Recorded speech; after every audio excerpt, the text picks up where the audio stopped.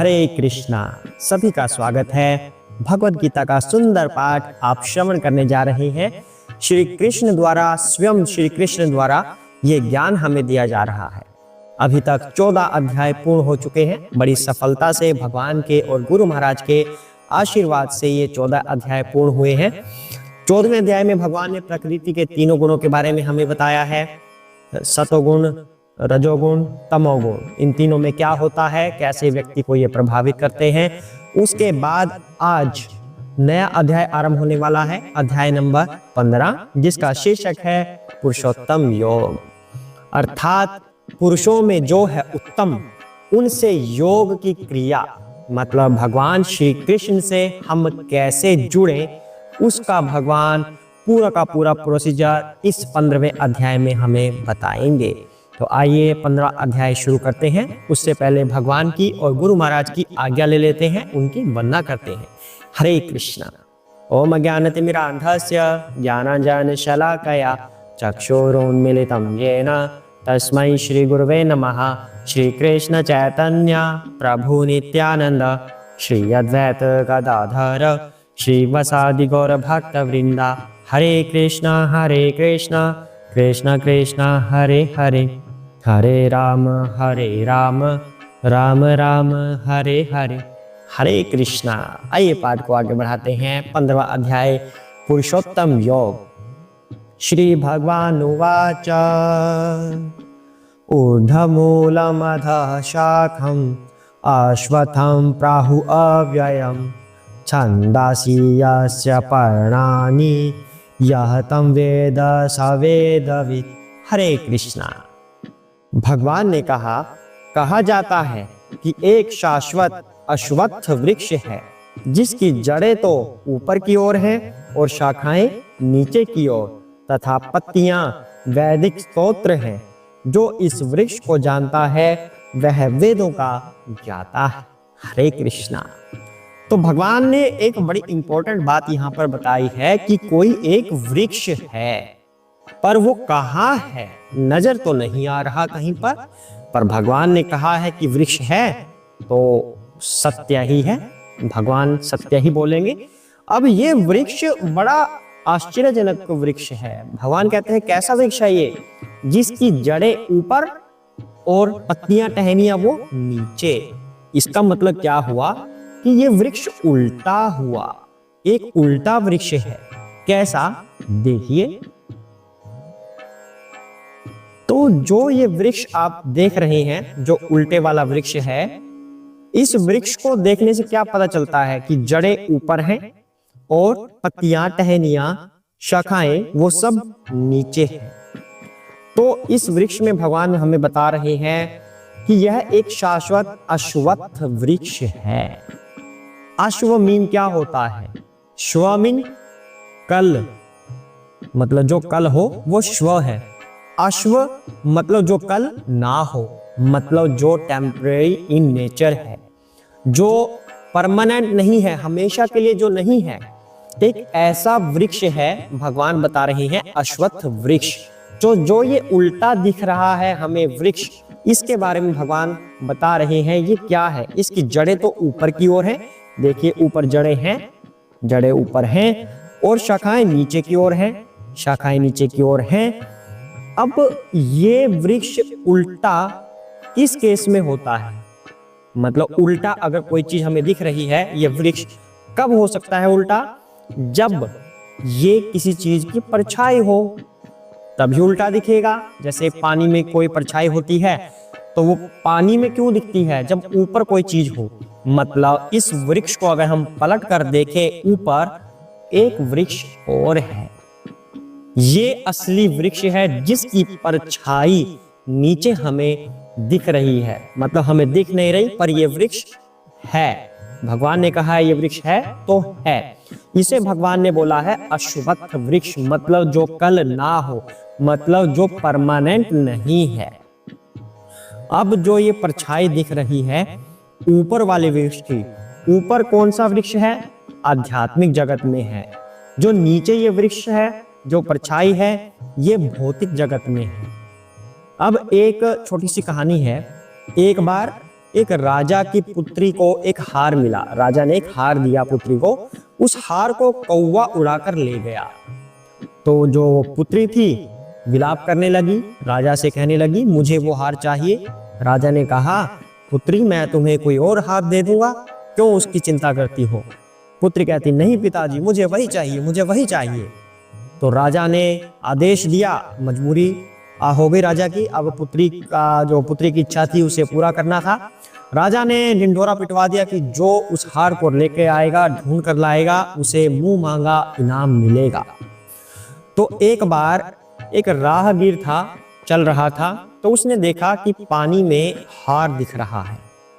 तो उसे याद आ गया राजा ने घोषणा की हुई है, लो आज तो बन गए स्वामी। तो उस हार को लेने के लिए मारी डुबकी पानी के अंदर। तो क्या हुआ, हार मिला? हार नहीं मिला, दलदल में फंसने लगा, फंसने लगा, बचाओ बचाओ बचाओ, हार नहीं मिला।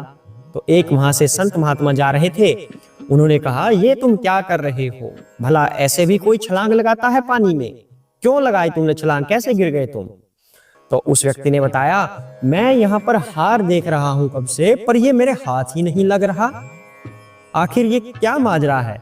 संत ने बताया हार यहाँ नहीं, हार वहां है, वो देखो पेड़ के ऊपर, वहां पर हार लटका हुआ है, कौवे ने छोड़ दिया होगा वहां पर। तो इससे क्या पता चल रहा है, हार ऊपर था, उसकी परछाई पानी में दिख रही है। पानी में हाथ डालने से हार नहीं मिलेगा, असली हार ऊपर है। तो मतलब वस्तु ऊपर हुई, परछाई नीचे हुई।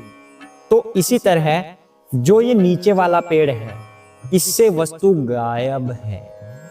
इसमें उसका रूप दिख रहा है हार का, लेकिन इसमें वस्तु नहीं है। पर आध्यात्मिक जगत में रूप भी है वृक्ष का और वस्तु भी है।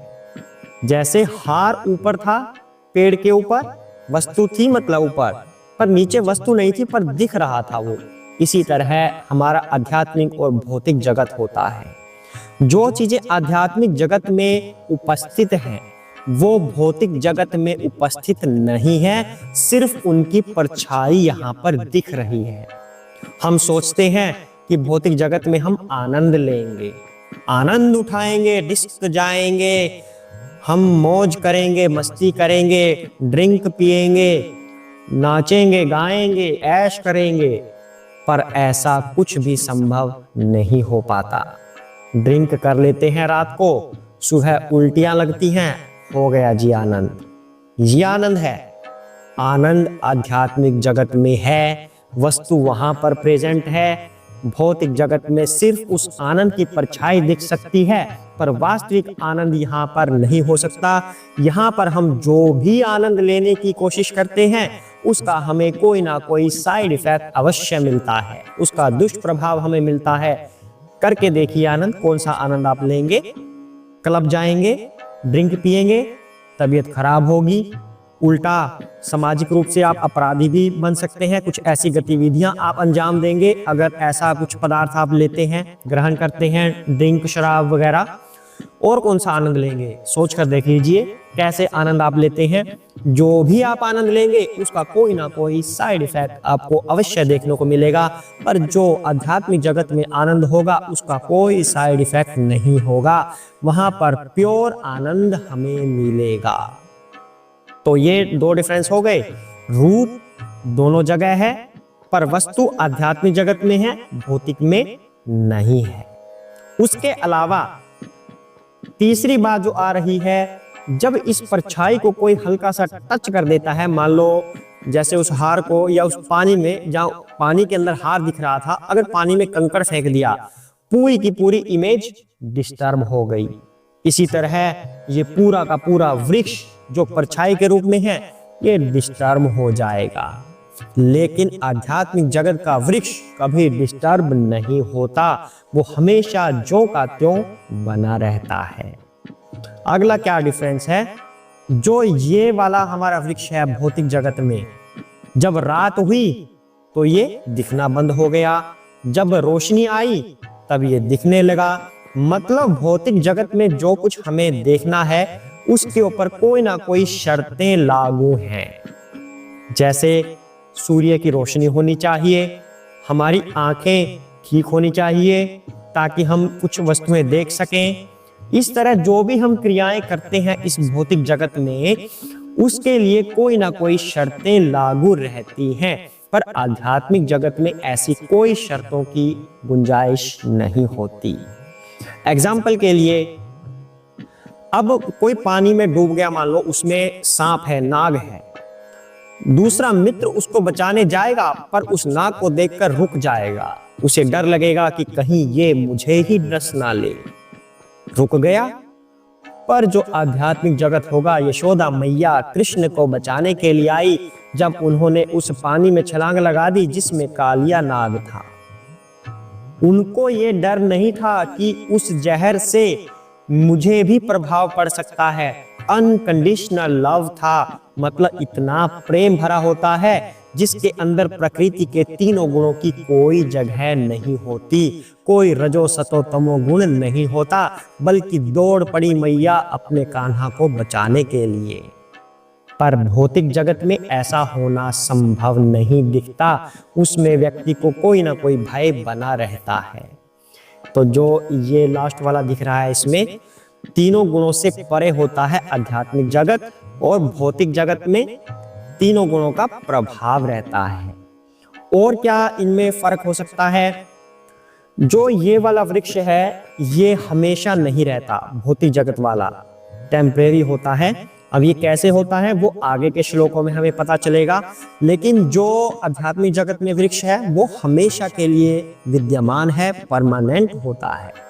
इसमें एक इंपॉर्टेंट बात और है कि जो आध्यात्मिक जगत में ये वृक्ष है, इसके अलावा भी और बहुत सारी चीजें होती हैं। जैसे इस वृक्ष के अलावा और भी छोटे छोटे वृक्ष हो सकते हैं, बहुत सारी और चीजें हो सकती हैं। वो सारी की सारी चीजें परछाई के रूप में हमें भौतिक जगत में नहीं दिखती, उनका दिखना अनिवार्य नहीं है। जहां ये वृक्ष दिख रहा है वहां वो सारी चीजें नहीं दिख रही। तो भगवान इसमें और कह रहे हैं कि शाखाएं नीचे की ओर हैं और पत्तियां वैदिक स्तोत्र हैं। तो जो इन वृक्ष के बीच में पत्तियां दिख रही हैं, भौतिक जगत वाले वृक्ष की बात है, ये पत्तियां वैदिक ज्ञान का स्तोत्र हैं। मतलब जो वेदों में कर्म कांड के बारे में बताया गया है कि ये करने से ये हो जाएगा, वो करने से वो हो जाएगा। जो इस वृक्ष के बीच में छोटी छोटी पत्तियां दिख रही हैं, ये उनको यहाँ पर रिप्रेजेंट कर रही हैं, मतलब उनको दर्शा रही हैं यहाँ पर कि कर्म कांड क्या होता है, कर्म कांड कैसे करते हैं। जैसे जैसे कर्म कांड में इंसान फंसता जाता है तो ये वृक्ष की जो पत्तियां हैं ये बढ़ती जाती हैं। वैसे तो ये दिख नहीं रहा हमें वृक्ष, पर भगवान इस वृक्ष की एनालॉजी के हेल्प से, मतलब इस वृक्ष की सहायता से भगवान हमें समझा रहे हैं कि इस भौतिक जगत में क्या क्या होता है। जो पत्तियों के बारे में बात हो रही है, पत्तियों की सहायता से भगवान बता रहे हैं कि वह वेदों का ज्ञाता है, जिसे इस वृक्ष के बारे में पता है। क्योंकि जो ये पत्तियां हैं यहाँ पर वैदिक मंत्रों के बारे में बता रही हैं, जो कर्म कांड वाले मंत्र होते हैं।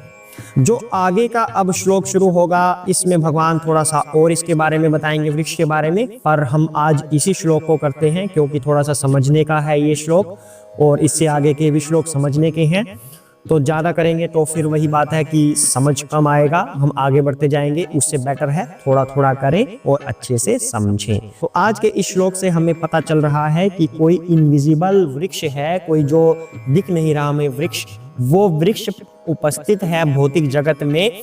हमारे कर्मों के ऊपर वो निर्भर है कि हम कैसे कर्म करते हैं।